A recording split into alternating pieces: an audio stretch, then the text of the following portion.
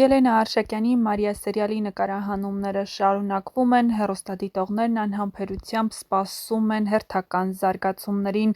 Մարիան ու Դավիթը վերջապես միասին են, այո, այնինչ անհնար էր թվում, տեղի ունեցավ։ Մարիան իր ողջ ներքին պայքարից հետո վերջապես հասկացավ չի կարող ապրել առանց Դավիթի, և Դավիթն էլ հասկացավ, որ կորցնում է Մարիային ու սա վերջն է։ Նրանք կրկին միացան, նրանց սրտերը տարիներով լռած հիմա խոսում են միաձայն։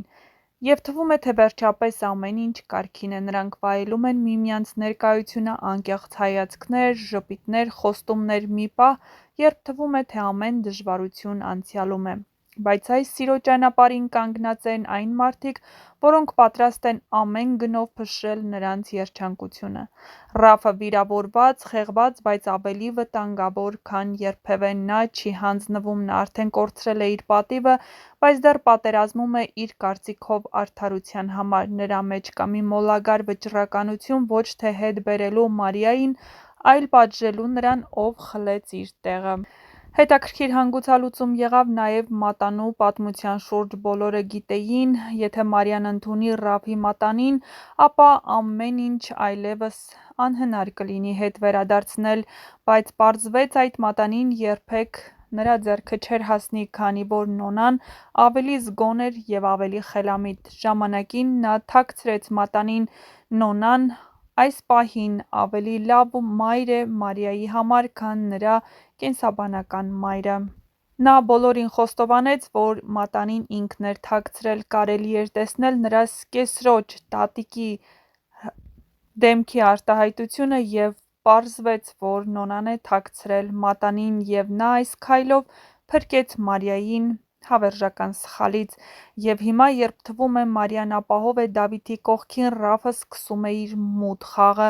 Նա գտել է մի մարդու, ով պատրաստ է հեռանալ երկրից կնոջ ու երեխայի հետ։ Սովորական մարդ չէ, նա անցյալ ունի, հստակ նպատակներ և ամենակարևորը՝ հիմա ունի պատճառ՝ ծառայելու Ռաֆին, բայց սա պարզապես փախուստ չէ։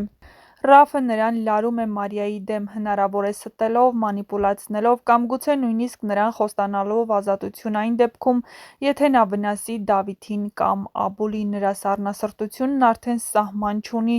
Ռաֆը չի կանգնելու ոչ մի բանի առաջ, միայն թե տեսնի Դավիթին կործանված, իսկ Մարիային կոտրված։ Հնարավոր է նա ասում է այդ մարդուն, որ եթե վնաս լինի այնքան խորը, որ Մարիան ներսից փլուզվի, ապա նա երբեք երեխայի գործը դատարան չի տանի և նրանից չի խլի երեխային, կվախենա ու հետ կկանգնի ամեն ինչից։ Բայց արդյոք Ռաֆը հասկանում է, որ իր ձեռքում կրակով լի նռնակ է, որն ամեն վայրկյան կարող է պայթել հենց իր դեմ։ Դավիթն ու Մարիան վստահ են, որ հիմա խաղաղություն է, բայց մութը մոտենում է, լուռ ու դավադիր։ Իսկ թե ով կտուժի, ով կդավաճանի և արդյոք սերը կրկին կհաղթահարի, այդ ամենը ցույց կտա ժամանակը։